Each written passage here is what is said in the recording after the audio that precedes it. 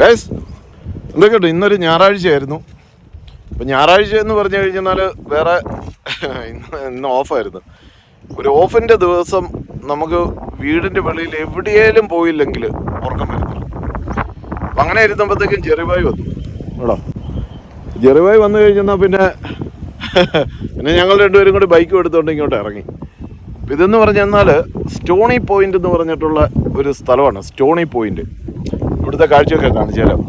ഇത് കേട്ടോ, ഇതാണ് സ്റ്റോണി പോയിന്റ് ഫെറിയുടെ ഒരു ചെറിയൊരു ടെർമിനലാണിത്. അതായത് ആ കാണുന്ന അത് കേട്ടോ, ഫെറി വരുന്നുണ്ട്. അത് അങ്ങ് ദൂരത്ത് ഫെറി വരുന്നുണ്ട്, ഞാൻ കാണിച്ചു തരാം.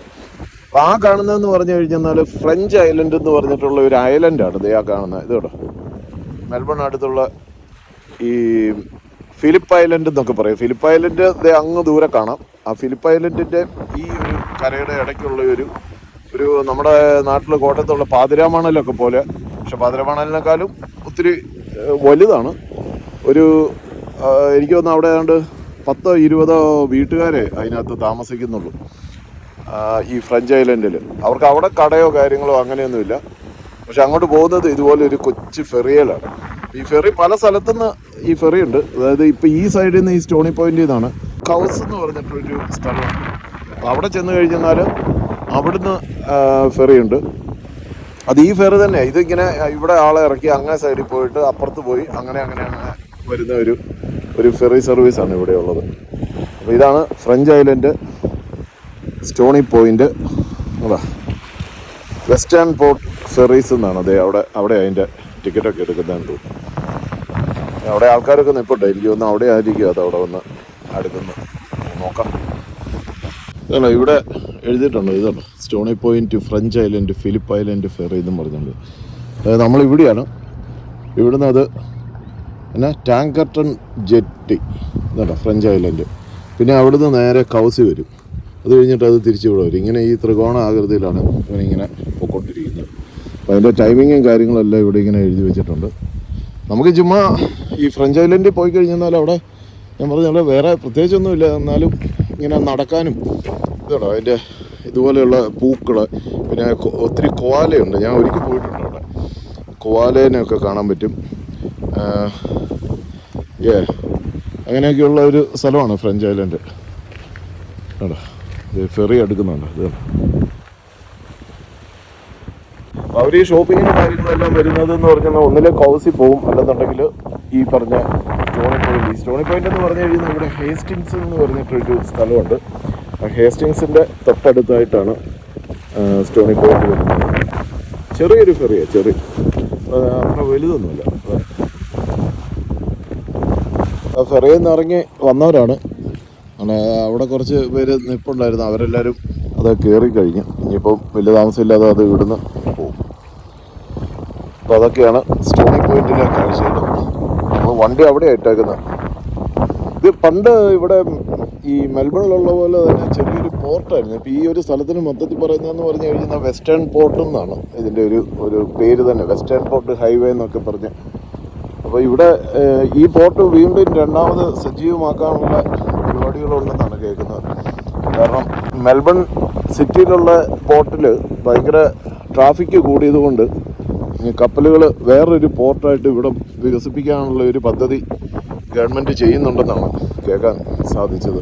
പിന്നെ ഇവിടെ ഉള്ളതെന്ന് പറഞ്ഞു കഴിഞ്ഞാൽ ഇവിടെ ഒരു ചെറിയൊരു റെയിൽവേ സ്റ്റേഷൻ. ഇങ്ങോട്ട് ട്രെയിനുണ്ട് കേട്ടോ. നമുക്ക് ട്രെയിനിലും ഇങ്ങോട്ട് വരാം. മെൽബണിൽ നിന്ന് ഇങ്ങോട്ട് സ്റ്റോണി പോയിന്റിലേക്ക് ട്രെയിനുണ്ട്. അത് മെൽബണിൽ നിന്ന് ഫ്രാങ്ക്സ്റ്റൺ എന്ന് പറഞ്ഞൊരു സ്ഥലമുണ്ട്. അവിടെ വന്നു കഴിഞ്ഞാൽ എനിക്ക് തോന്നുന്നു അവിടെ നിന്നാണെന്ന് തോന്നുന്നു ഇങ്ങോട്ട് ഒരു കണക്ഷൻ. ഇവിടെ ഇങ്ങനെ ഒരു ട്രെയിനും ഉണ്ടോ, റെയിൽവേ സ്റ്റേഷനും കാര്യങ്ങളും ഒക്കെ ഉണ്ട്. അങ്ങോട്ട് നോക്കിയതേ, ആ പോസ്റ്റിൻ്റെ മേളിലൊരു പെലിക്കൻ ഇരിക്കുന്നുണ്ട്. അതെ, എൻ്റെ പൊക്കത്ത് ഇരിക്കുന്നുണ്ട്. ജെറിബായ് വിട്ടാലോ? ഇനി അങ്ങോട്ടാ നമുക്ക് ഫ്ലിൻഡേഴ്സ് പോവാം. ഫ്ലിൻഡേഴ്സ് അല്ലേ? ഓക്കെ. അവിടെ ആ കണ്ടൽ കാടുകളുണ്ട്. കണ്ടൽ കാടുകളുടെയൊക്കെ ഇടയ്ക്ക് പെലിക്കൻസ് ഉണ്ട്, ഒത്തിരി ഉണ്ട്. ഇതാണ് നല്ല കാറ്റാണ് ഇവിടെ. പിന്നെ ഉള്ളതെന്ന് പറഞ്ഞു കഴിഞ്ഞാൽ ഇവിടെ ഒരു ക്യാമറ ഉണ്ട്. സ്റ്റോണി പോയിന്റ് നല്ലൊരു സ്ഥലമാണ്. നമുക്ക് കാരവാൻ അവിടെ നമുക്ക് ടെൻ്റൊക്കെ അടിച്ച് താമസിക്കണമെന്നുണ്ടെങ്കിൽ അങ്ങനെ താമസിക്കാനുള്ള ഫെസിലിറ്റി ഒക്കെ ഉണ്ട്. അപ്പോൾ ഗൂഗിളിൽ അതിൻ്റെ സെർച്ച് ചെയ്ത് കഴിഞ്ഞാൽ കാണാൻ പറ്റും. അതുകൊണ്ട് അങ്ങനെ നമ്മൾ ഓടിച്ച് ഫ്ലിൻഡേഴ്സ് എന്ന് പറഞ്ഞ എവിടെയോ എത്തി. ഫ്ലിൻഡേഴ്സ് എന്ന് പറഞ്ഞ അതിമനോഹരമായിട്ടുള്ള ഒരു സ്ഥലമാണ് ഇതോടെ. ഇവിടുന്ന് താഴെ നമുക്ക് പാർക്കിംഗ് ഉണ്ട്. ഇതെന്ന് പറഞ്ഞാൽ ഒരു മലയുടെ മുകളിലാണ്. ഇവിടെ എല്ലാം ബീച്ചാണ് കേട്ടോ. പിന്നെ അവിടെ ഇങ്ങനെ ഒരു മിലിറ്ററിയുടെ ഒരു ചെറിയൊരു ബേസ് ഉണ്ട് അവിടെ. അങ്ങോട്ട് നമുക്ക് പോകാൻ അനുവാദമില്ല. പിന്നെ അതിൻ്റെ അപ്പുറത്തൊക്കെ ബീച്ചുണ്ട്. അപ്പോൾ അങ്ങനെ ഒരു സ്ഥലമാണ് ഇത്. ഫ്ലിൻഡേഴ്സ് എന്ന് പറയും. ഫ്ലിൻഡേഴ്സ് കണ്ടോ, നല്ല ബ്യൂട്ടിയാണ്. ഭയങ്കര രസമാണ് ഇവിടെയൊക്കെ. ഇങ്ങനെ ഇതുപോലെയുള്ള വെതറാണെങ്കിലോ ഒത്തിരി കാറ്റൊക്കെ ആണെന്നുണ്ടെങ്കിൽ പ്രശ്നമാണ്. അവിടെ ഇങ്ങനെ താഴെ ഒരു പേരൊക്കെ ഉണ്ട്.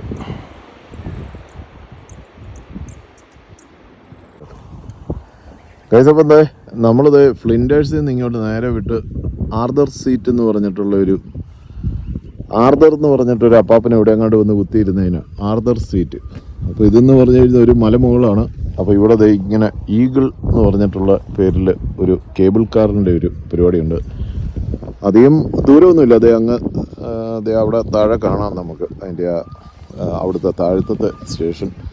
അപ്പോൾ അവിടെ നിന്ന് ഇങ്ങനെ ഇങ്ങോട്ട് വന്നു കഴിഞ്ഞാൽ ഇവിടം വരെ ഇതാണ് ആർദർ സീറ്റ്. അവിടെ നമുക്ക് ഇവിടെ വന്നു കഴിഞ്ഞാൽ അവിടെ നമുക്ക് മെൽബൺ സിറ്റിയൊക്കെ കാണാം. അതെ അവിടെ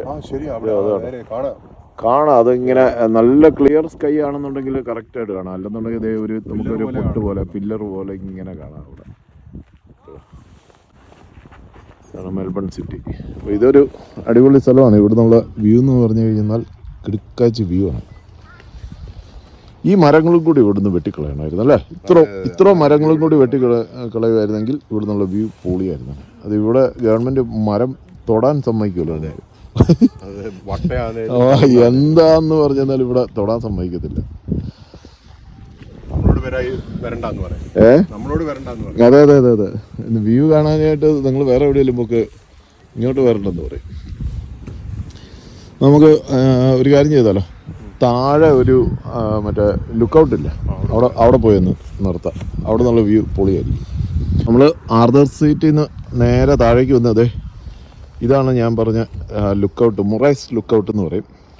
ഇവിടെ ഒരു കുറച്ചും കൂടി സന്ധ്യയായിട്ട് വരുവാണെന്നുണ്ടെങ്കിൽ ഇവിടെ നിന്നുള്ള സൺസെറ്റും അവിടെ നിന്നുള്ള വ്യൂ ഒക്കെ അടിപൊളിയായിരിക്കും.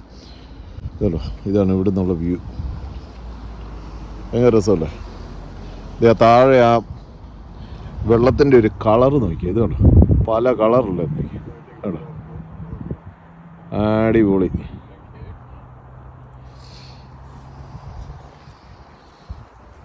പിന്നെ അല്ല, ജെറിബായിക്ക് പണി കിട്ടി ഫോട്ടോ എടുത്ത് കൊടുക്കാനായിട്ട്.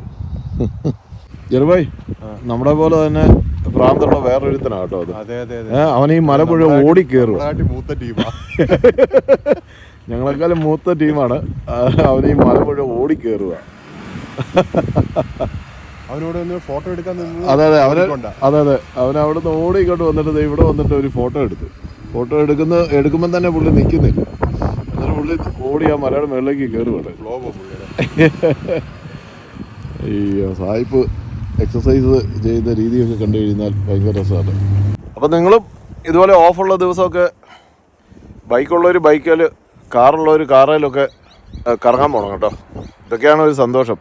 OTT വരുന്ന സിനിമയെല്ലാം കണ്ടുകൊണ്ട് ചുമ്മാ വീട്ടിൽ കുത്തിയിരിക്കാതെ കറങ്ങി അങ്ങോട്ട് നടക്കണം. ഓക്കെ, എന്നാ ഞാൻ അടുത്തൊരു വീഡിയോയിൽ കാണാം. Thank you.